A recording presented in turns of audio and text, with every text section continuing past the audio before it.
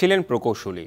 করোনার সময় চাকরি হারানোর পর জমানো টাকা দিয়ে নামেন ছোটখাটো ব্যবসায়, বিনিয়োগ করেন শেয়ার বাজারেও। সব জায়গাতেই ক্ষতির মুখে পড়ে মশিউর রহমান হয়ে পড়েন অবসাদগ্রস্ত।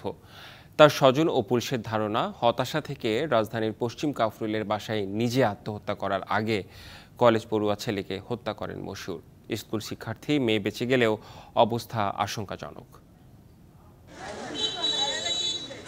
রাজধানীর পশ্চিম কাফরুলের মোল্লাপাড়ার ভুইয়া ভিলা, এই বাসার দ্বিতীয় তলায় পরিবার নিয়ে থাকতেন প্রকৌশলী মশিউর রহমান। রবিবার বিকেল থেকেই কোনো আওয়াজ পাওয়া যায়নি ওই ফ্ল্যাট থেকে।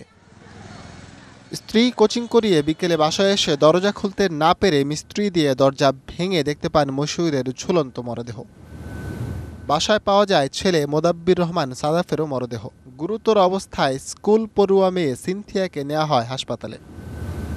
স্বজনরা বলছেন, শেয়ার বাজারে লোকসান, চাকুরিবিহীন জীবনসহ নানা বিষয়ে হতাশা থেকে মশিউর নিজে গলায় ফাঁস নেয়ার আগে হত্যা করেন ছেলেকে। মেরে ফেলার চেষ্টা করেন মেয়েকেও। শেয়ারের ব্যবসা শুরু করেছিল, শেয়ারের ব্যবসায় সে হয়তো খুব ভালো করতে পারেনি, তবে আমার ধারণা সে ফ্রাস্ট্রেশন থেকে হয়তো এই কাজটা করেছে। যতটুকু জানতাম একটু আর্থিক অনটন ছিল, আর বেশি কিছু আমরা জানতাম না, কোনো সময় শেয়ারও করেনি। আঙ্কেল এটা জানি, কিন্তু সাদাফেরটা টোটালি সুইসাইড কেস না, আমরা সবসময় সাথে কন্ট্যাক্ট ছিল। উনি আসলে নিজের সন্তানদের হত্যা করে নিজে আত্মহত্যা করেছেন, এটা আমাদের প্রাথমিকভাবে মনে হচ্ছে। বিস্তারিত আমরা বলতে পারবো তদন্ত শেষ হলে। নিজের হাতে একটা সুইসাইড নোট রেখে গেছেন আর কি।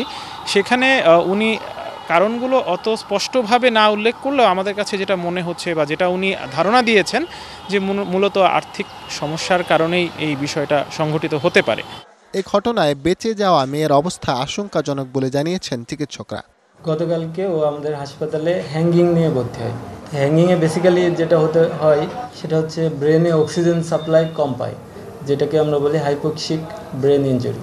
ওর অবস্থা এখনও আশঙ্কাজনক, ঠিক আছে, এখনও পুরোপুরি সেন্স আসে নাই, তার চিকিৎসা চলতেছে, আমরা পর্যবেক্ষণে রাখছি।